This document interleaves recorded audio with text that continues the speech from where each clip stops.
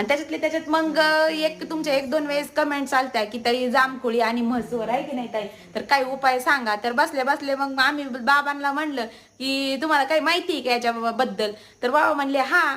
तर बाबा सांगा जामखेळीवर म्हस काय असतं ते, त्याच्यावर काय उपाय केला पाहिजे. पहिल्या लोकांना जामखेळ याच्या चुना निर्मा लावायची. निर्माण चुना मग चांदखेळ जायचं पार. पण ती तोंडाला लावल्यावर डाग वगैरे नाही पडणार. तोंडाला नाही लावायचं ते भाग. मग मानेला वगैरे आलेला हा, तर ते सांगते तर पहिले लोक त्यांच्या काळात ते तर काय बाबा चुना आणि निर्मा आणि चुना तेच औषध ते म्हणते. चांबकुळी जिथं आली ना तिथं लावायचं, तर ती रात्रीतून ते म्हणतात किंवा 2 दिवसात ती गळून जाती.